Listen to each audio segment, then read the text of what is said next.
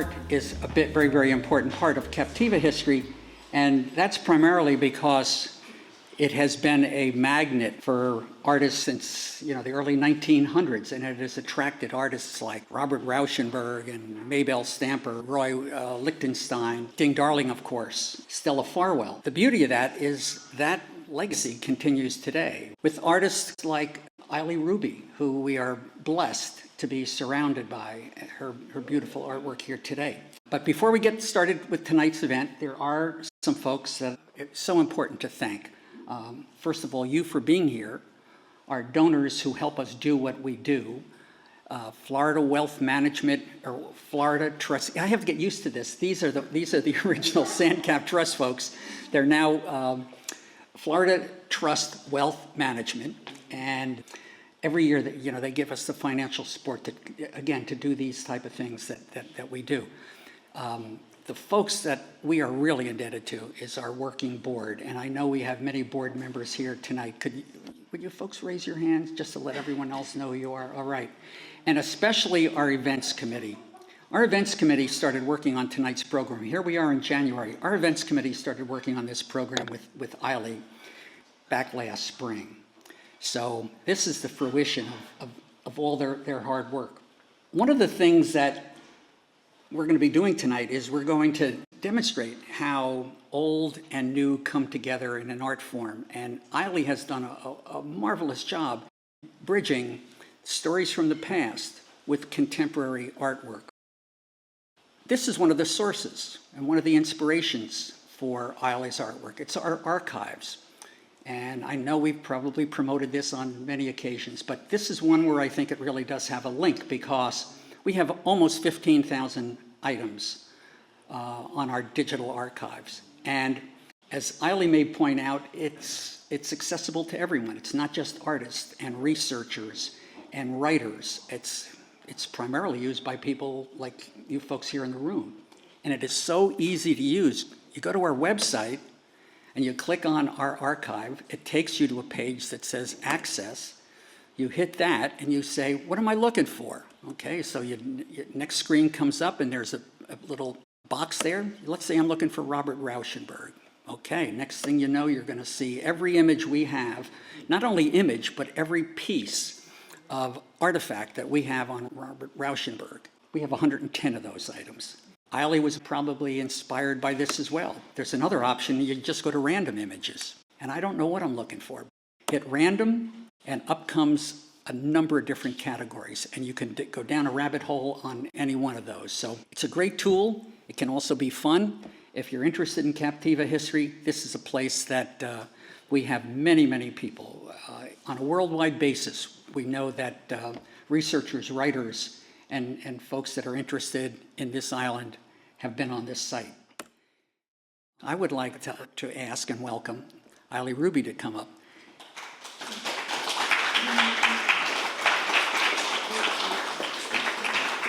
I hope everyone knows Ilie's credentials, that as a wonderful artist, but also as a writer. We're very fortunate to have her bring her talents to this island and to our organizations. What we're going to do tonight is we're going to show you a few of these images that you see on the wall. We're going to take you through the historical context of those images that inspired Ilie's artwork. So it'll be a tag team. And first I'm going to ask Betty Anholt to come up. And Betty is not only one of our board members, but an acknowledged and recognized historian. Following Betty, Captain Brian Holloway, another board member, as well as a local historian, and then you're going to have a few comments from myself. So to get that started, Betty, would you like to come up and share the microphone with Ilie? Talk about the first image. So this image, the woman on the left side is Rosa Kennan, and she married Carl Bryant on Captiva in 1902, the same year that the Kennan family came to Captiva. But I want to go back a little bit and talk about the family before I talk more about Rosa herself. The Kennans, the father's name was Robert. He was, during the Civil War, on the Confederate side in Georgia. That was obviously during the Civil War. By 1870, he was in Bartow in Florida. So all of their 6 children were Florida-born children. He gradually came down the peninsula, and they ended up at Allen's Place, which isn't too far from here, but does anyone know where it is? Now we know it as Immokalee. They lived there for a while. He had his first 2 children were boys, and both of them on the 1900 census were listed as Indian traders. So they were working with the Indians, trading alligator skins for bolts of cloth, that sort of thing. And that was still happening around 1900 and beyond. So the 3 girls, and also the youngest child, who ended up a boy, came in 1902 to Captiva, and right away in that same year, 2 of those daughters married Bryant boys, and the 3rd daughter married Gordon Brainerd. Rosa, as I said, she's on the left-hand side in this picture. Rosa's husband, Carl, died fairly early, and I don't know if that was an accident or what, but he died in 1917. So she was there with 4 children and had to make a life for both herself as a young widow and for her kids. And shortly after she moved into Fort Myers, by 1922, she had established a restaurant in Fort Myers right across from the courthouse that was called The Ideal, with Rosa K. Bryant as proprietress. Then later she was on Fort Myers Beach, and then later still she was back on the islands. Some of you may recognize the name of one of her children, that's Scotia Bryant. Scotia Bryant was the postmistress on Sanibel for something like 27 years, from 1944 on to well into the 60s. That's her story pretty much. So what appealed to me about this photo, I don't know if most of you probably know this, but I'm also a novelist, or I was in my past life. And so I was working on a Captiva novel that takes place in 1908. So I was doing novel research in 2015. And in the process of the research, I was taking photos from books that I was reading. I was in the history gallery, and that's when I first discovered the archives, the amazing database that we have here. And I have a background in publishing, so when I first started out in publishing, like 30 years ago, when I was just an assistant editor, one of my jobs was to find photos, and we didn't have electronic databases back then. So we actually had to write letters and try to get primary sources. Anyway, fast forward all these years later, when I discovered the archives, this amazing database, I couldn't believe it. It was like a buried treasure that I just found. And I just started doing research for my novel, and it was so easy. And this database is so incredible that all of these resources are, first of all, so impeccably organized and preserved. Journal entries, photographs. I mean, this is the real thing. So I just wanted to give a little plug for the database that started it all, kind of. But so some of these photographs were the ones that I took with my phone when I was just going through books, and I was like, I love this photograph, there's something about it, I want to come back to it. And so fast forward, wake of the hurricane, I'm painting again, and one thing leads to another, and these photographs resurface. And so this one in particular, I just absolutely loved for its simplicity. And to me, it just represents female friendship, what we do out here in the islands, and spending time together, no matter what we're doing. There's such a warmth about it. These two women in her vegetable garden. So this is one of the ones that just really stayed with me. And this is made with Captiva sand and gold leaf and resin, and it's a whole process. But I love these two women. I love their faces. I love how familiar they are with each other. So anyway, that's what inspired that photograph. And I love the idea that they're in the vegetable garden when she ended up spending most of her life as a cook or chef. So the next photo is of Hattie Brainerd Gore and a number of her neighbors' children. And I make that point because Hattie Brainerd, she had 11 children, at least. There's a period of time that, about 6 years, from the time that the Brainerd family moved from the border of Canada and the United States down to Buck Key, where they homesteaded, where I don't have any information. But I do know for sure there were at least 11 children.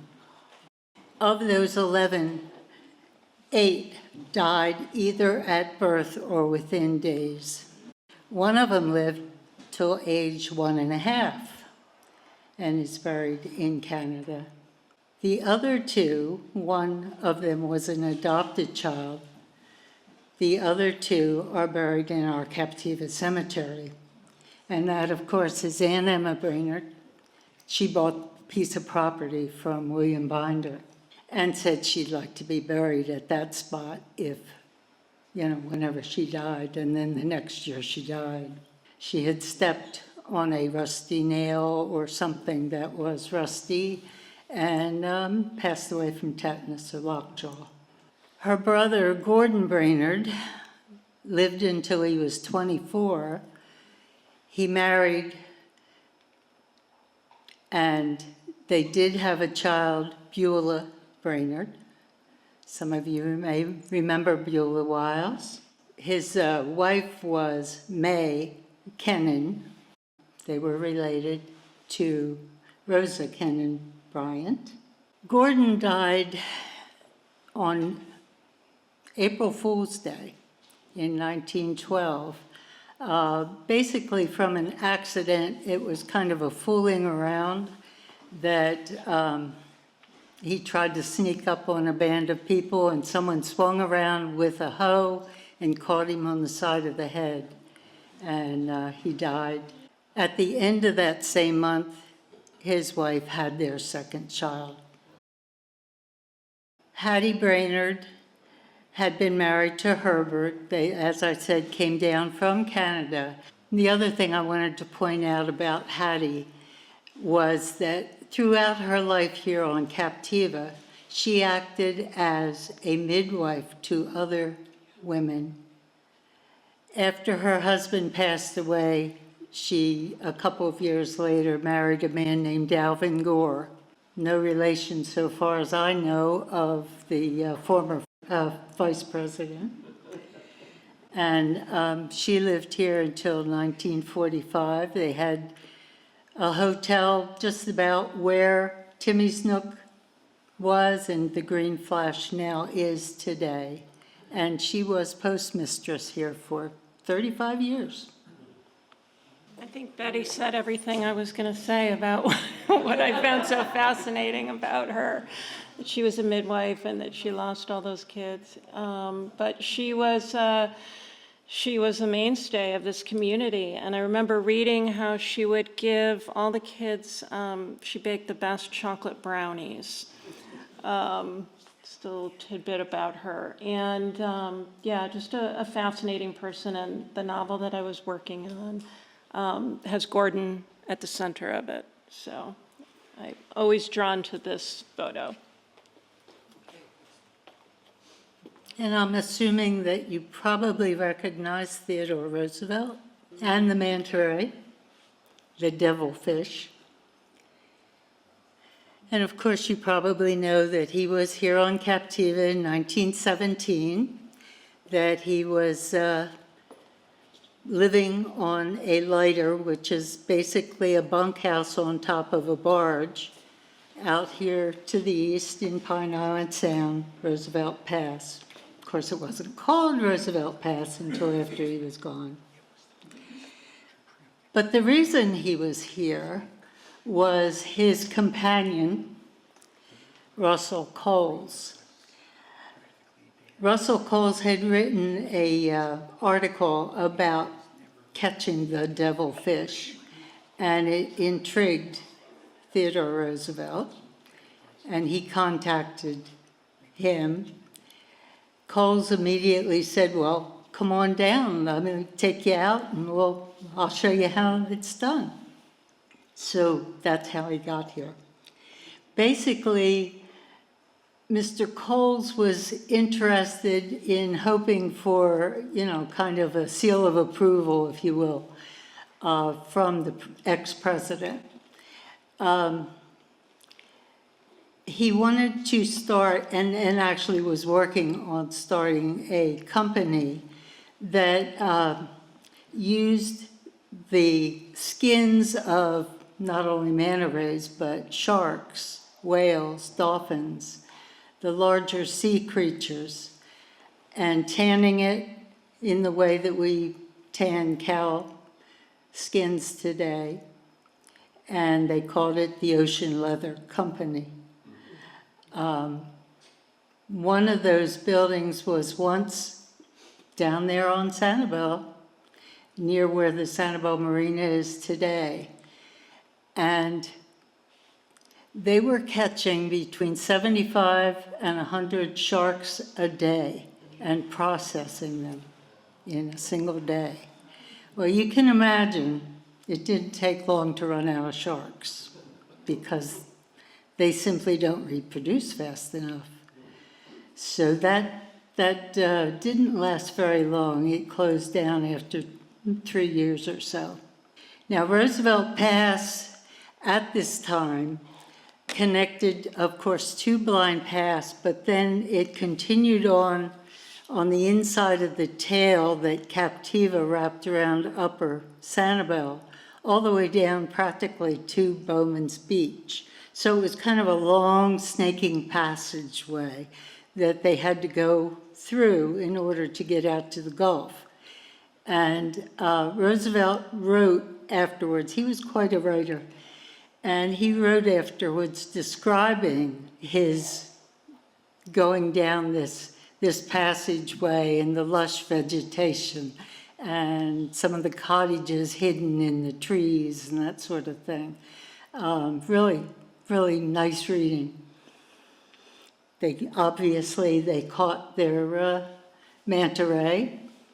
The times that they came onto Captiva, they usually docked over at John Dickey's dock on the bayside. And he visited not only Captiva residents, but also the boys at the Snyder Boys School, the outdoor boys' school, which was going quite strong at that time. The other thing I wanted to say about Roosevelt, well, he hated, maybe hated is the wrong word, but he disliked being called Teddy. And I've been trying very hard not to say Teddy Roosevelt here. But one of the things that he did notice when they were out in the Gulf was they had run into a patch of what we know as red tide. And he was intrigued by that, the floating fish belly up, the difference in color of the water. And his theory was that it may have been the eruption of an underwater volcano. Of course, he was wrong, but he was paying attention anyway. All right, this one is Alice O'Brien. And Alice O'Brien was a trailblazer.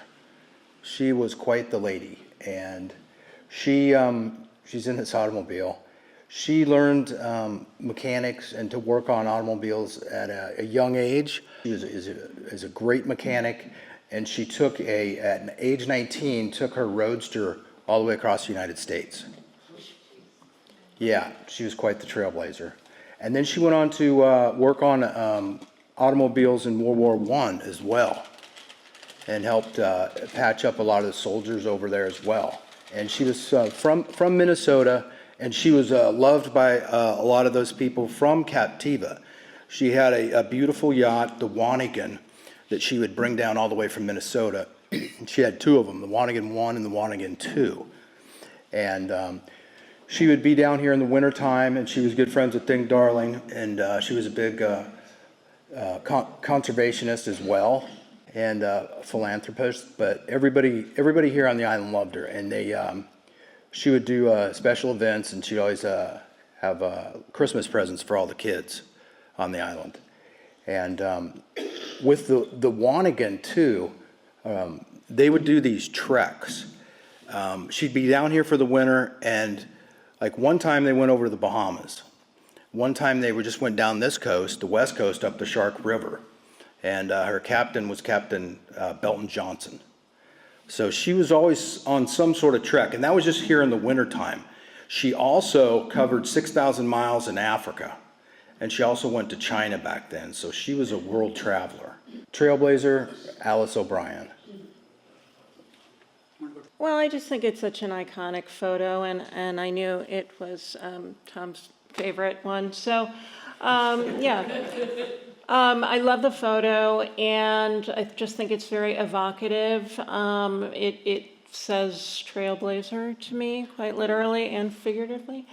So the process that I developed somehow was to use Captiva sand and cement and resin and a lot of gold leaf. So layers and layers. So it's a building and oil paint. So this is a building of multiple layers. And I just thought that I wanted to kind of bring it into the present. I love Captiva history so much. And I think that, so I was just looking for a way to do it in a sleek, modern way that still sort of, paid homage to the people who were at the core of this community. Thank you. This next photo is some of the early, actually pioneers here on Captiva. This is the Carter family, George Washington Carter, and they homesteaded here in 1898. And they were what would have been then in 1898, kind of towards the middle of the island. And they farmed and they fished, and they farmed different vegetables and citrus on the island. And then in 1921, we had a hurricane that I'm sure you're all familiar with. The 21 hurricane split Captiva in half, and that was kind of the end for the Carter family. And according to one of the Carter's relatives that still lives here in Fort Myers, and we did an interview with him and his dad, and he said that after that 1921 hurricane, you could step across that pass, which is now Redfish Pass. And he said within a week, it was what it is today. So with all the tides going in and out, it was pretty substantial pass, and still is today. But after that 1921 hurricane, the Carter family then sold, and they sold their land to Clarence Chadwick, which Clarence Chadwick then grew key limes on the property, and it was a big piece of property, acreage-wise, and then it was later sold to South Seas. And a little story on the friend I know, Trace, who's related to the Carters, that lives in Iona. He after the storm, he sent me a text of because his their family, George Carter was served in the Confederate in the war, and he sent me a picture. He goes, I was going through some of Mom's old books, and out falls this dollar bill, and it was a brand new, or it was like crisp Confederate bill that had been in this book for probably over 100 years. And the Carter's family, they're also buried right here in the Captiva Cemetery. I just wanted to say that the first settlers or residents of this island, they really had the mind to preserve their own history, which I think is so forward-thinking and amazing. So in the Captiva Library and the archives, you can find journal entries. I was so deep into Carter history for a while, and just they were so incredible on this island and how they adapted, and really they were pioneers, basically. So in the Captiva Library, you can find like self-published compilations of journal entries of the Carters. I mean, it's remarkable in terms of the preservation of primary source materials that are so accessible to everybody. So I had to do this photo. This is one I think that everyone is pretty familiar with. This is the what is now the Chapel by the Sea, built in 1901 as the island's first schoolhouse, designated at that time by Lee County, what was called the Board of Public Instruction. William Binder, who was the first settler, is the man who donated the property for the first schoolhouse. And as the first schoolhouse, the students at that time came from the establishment on Buck Key, as well as those from Sanibel and Captiva. During that time, the building was also used as the primary house of worship, interdenominational at that time as well. In 1918, the school was closed when a new schoolhouse was built on Captiva. 21, the Methodist Church purchased the building for use as a mission church. And then in 54, the Methodist Church deeded the property to the Captiva Chapel by the Sea, in which case it has been the Chapel by the Sea ever since.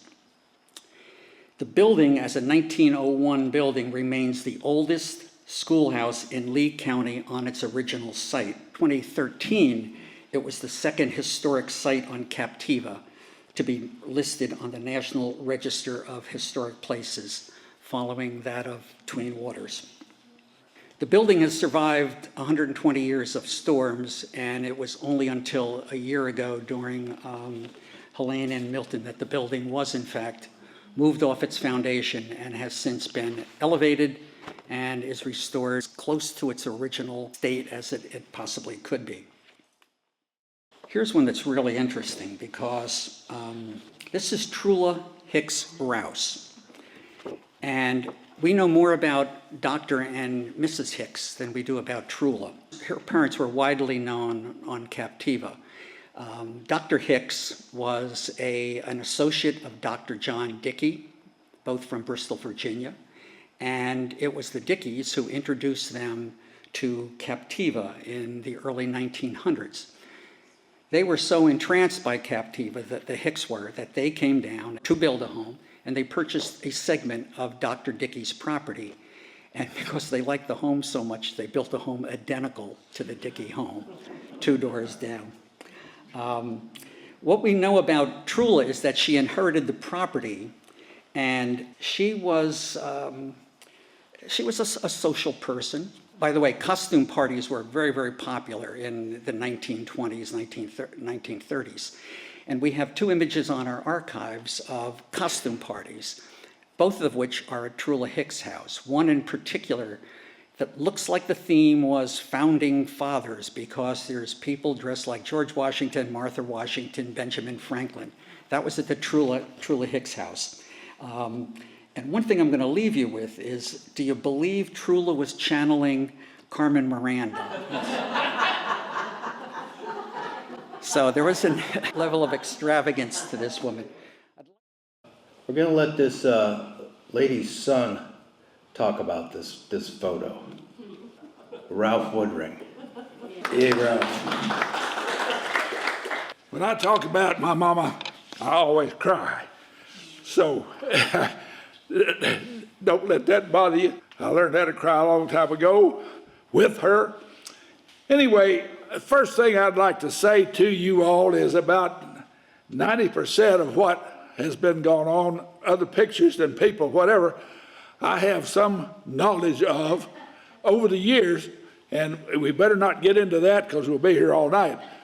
However, the postmisters on Captiva, the postmistress on Sanibel, were both good friends of ours, my mom and myself, and so there's always good knowledge and history of personal things that went on that one of these days, when you invite me back for a large sum of money, I would bring some of those to light.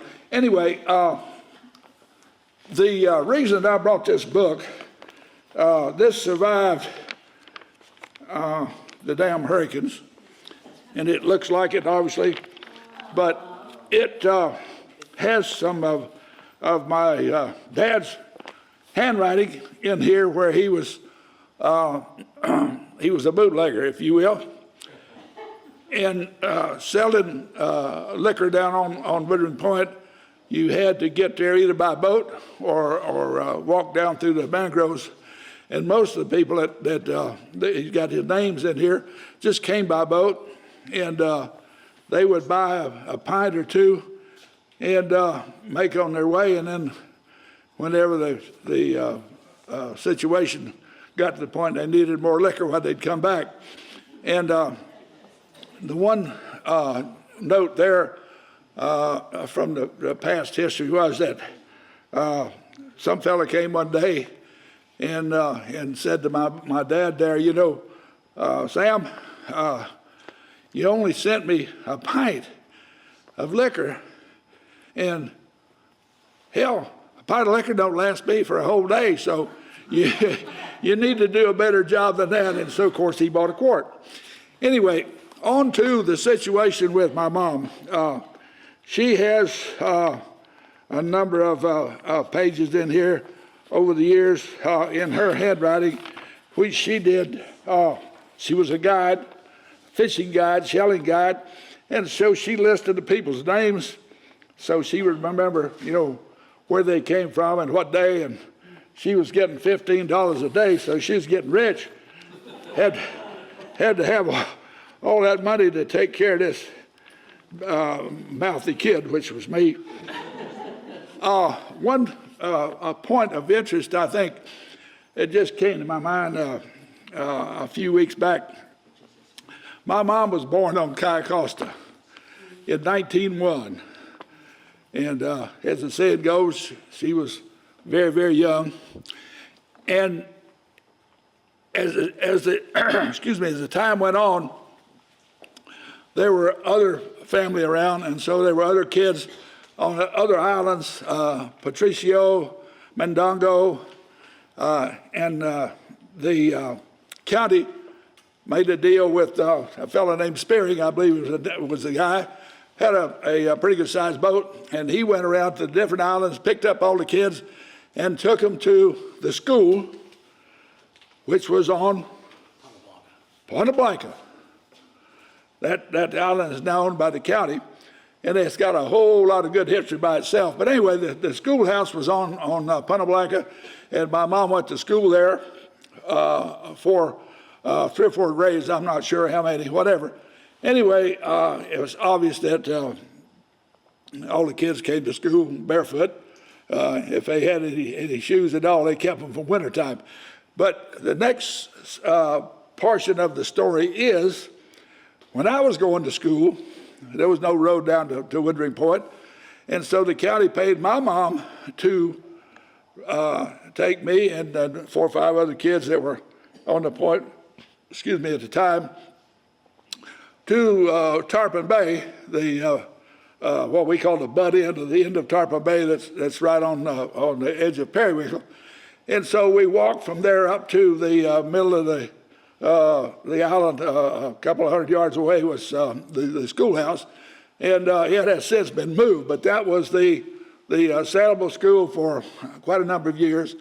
And I went from grade 1 up through grade 9 because I skipped one. The fellow there somehow figured out that I was smart enough that I ought to be skipped a grade, and so I did. Next year, went to Fort Myers and had another school boat, took us from Bailey's Old Store area across to Ponderosa and across the mud flats, and every now and then we'd hit one of them. But anyway, the school situation from school boat to school boat to school boat, and after the county decided they wanted to work a deal with the ferry, Sanibel Ferry, that they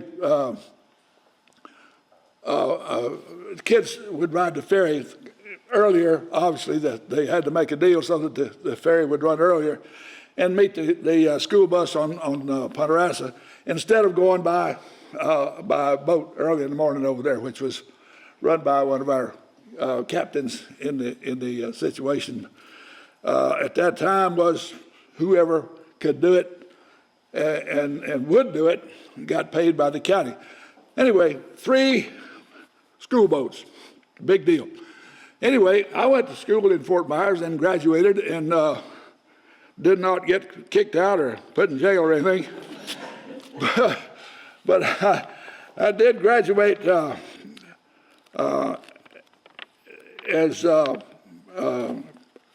president of the senior class. And we didn't figure out what that was about until we went back and checked and found out that all the football players voted for me. And so I wound up being president of the class, which was not really a big deal. As I say today, you know, a deal like that in a $10 bill will get you a cup of coffee about anywhere you go. One other thing here in this book that I wanted to point out, that my dad had made a number of pages in here about how much money he made every year selling liquor, which, you know, wasn't a whole lot going on. But anyway, on page 9, 1937, January 10th and January the 29th, just a small note there, didn't have anything to do with what was happening, but January the 28th, 1937, me. My mom went to Tampa and left Dad, you know, taking care of the whiskey, whatever. But anyway, so my birthday's fixing to come up. If any of y'all want to send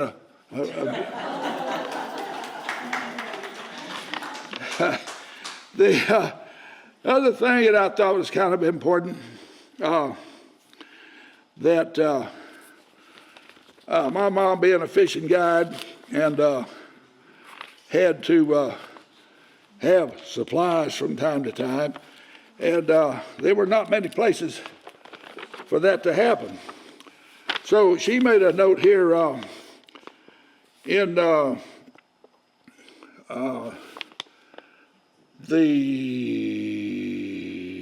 March 15th of 1952.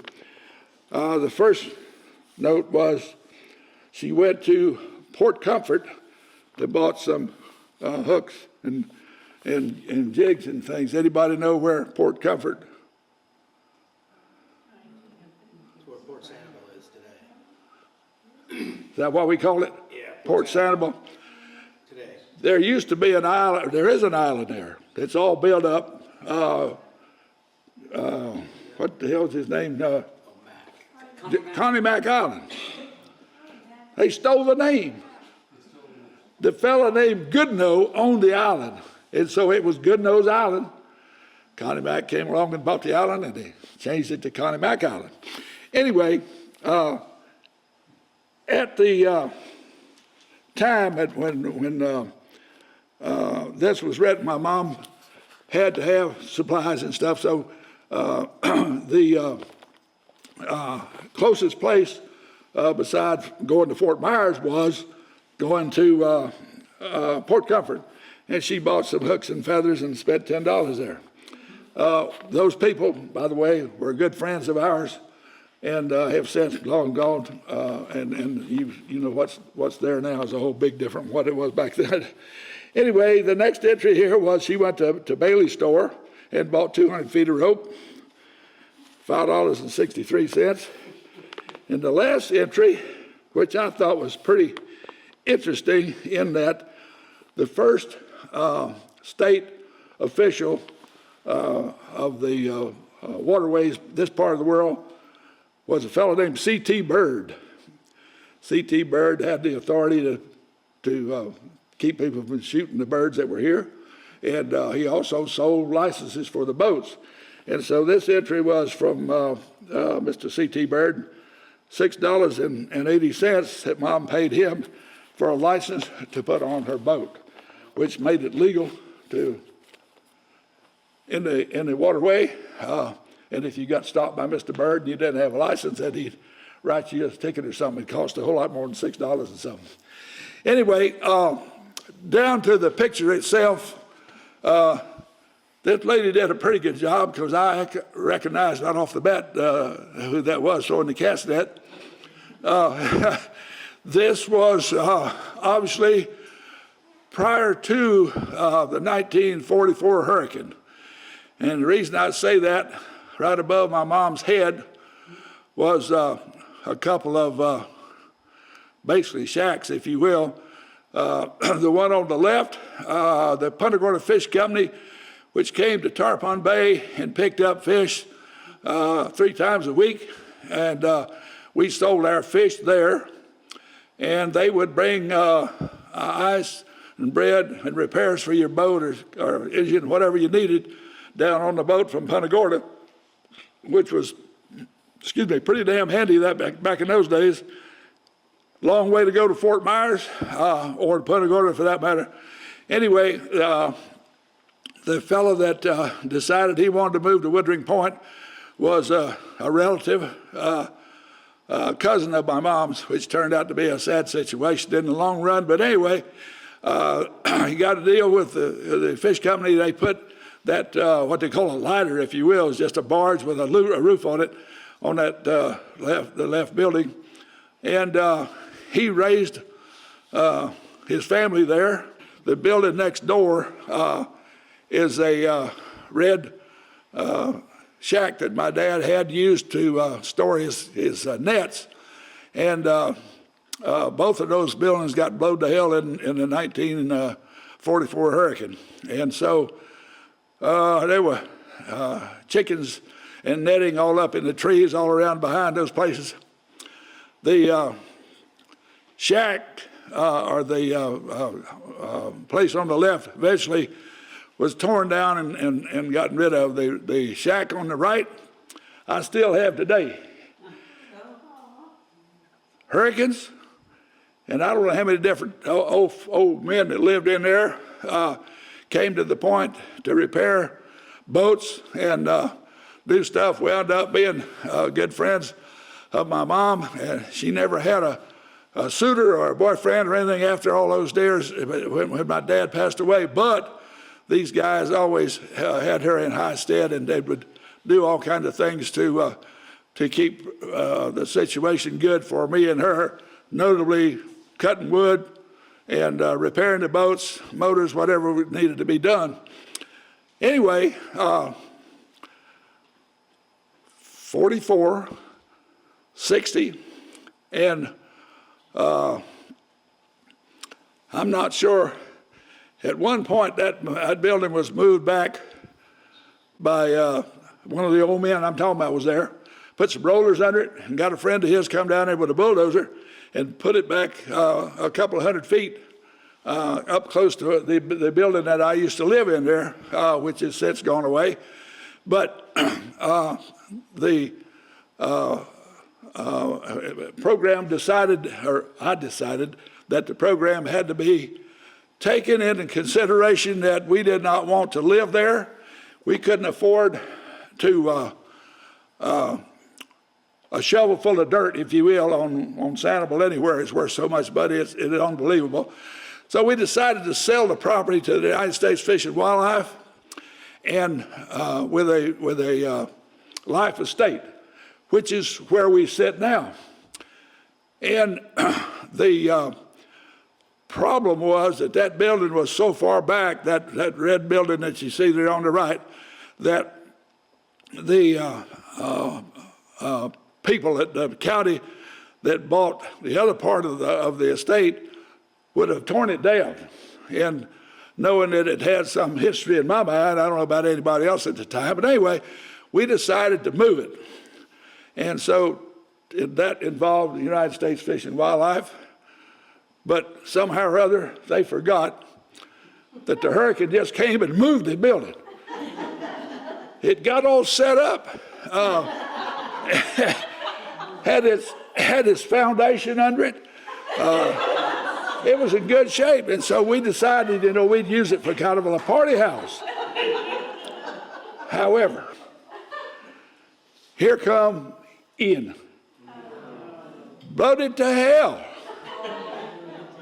So it wound up from where it is now, about 500 feet back to the right, and in pretty much disrepair. However, I've got a fellow that works for me for about 20 years now, is excellent at putting stuff back together, particularly buildings, because he did our home, because Ian got it too. And but the part of that red building, the major part of it is still salvageable. Put it back up on its own foundation, and put it back together in good shape. And now, today, I looked at that rascal.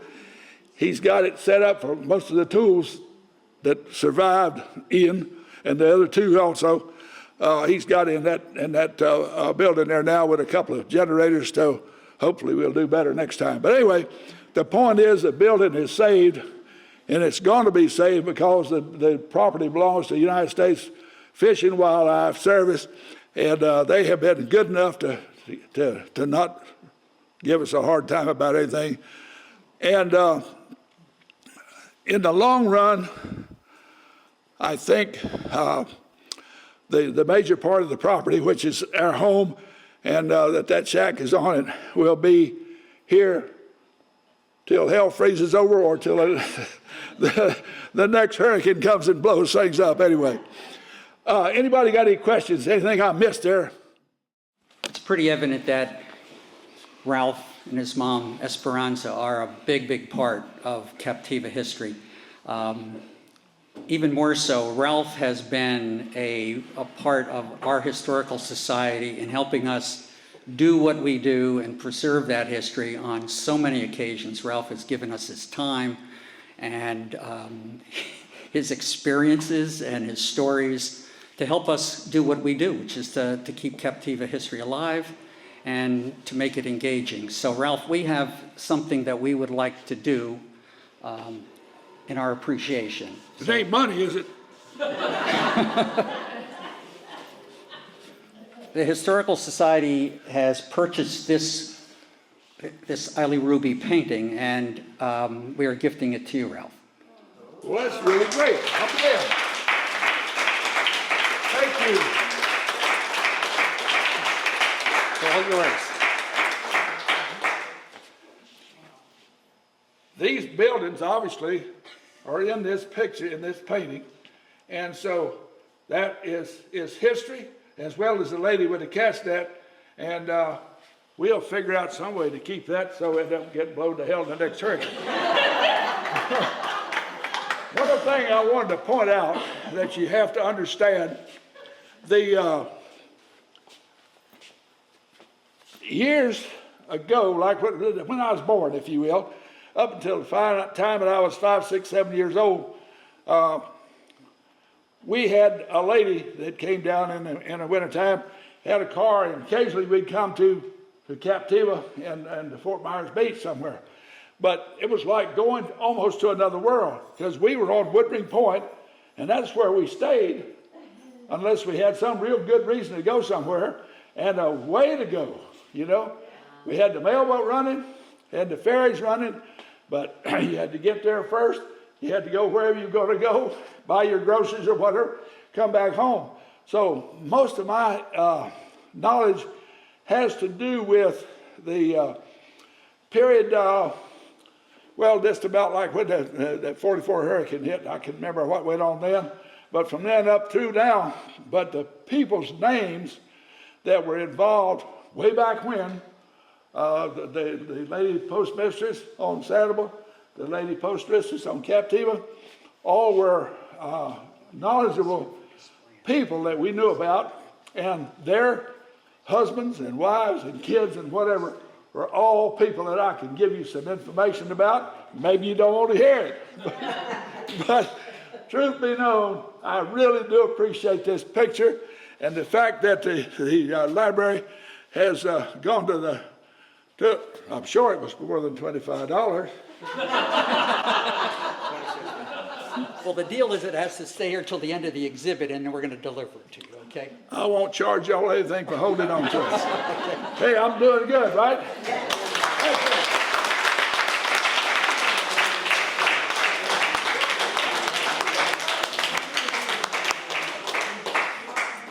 So thank you all for coming. I wanted to personally thank Ilie for her beautiful art, and the three directors from the Captiva Island Historical Society, Betty Enholt, Brian Holloway, and last but not least, Tom Libinati. And just a little public announcement is Ilie has generously offered 20% off tonight on any of the pieces of art that have photos in them that pertain to our show tonight. And we also have another program on February 11th. It'll be at Big Arts, and it will be a joint documentary with Sanibel on Esperanza woodring. So we hope to see you there. We'll be there. Thank you.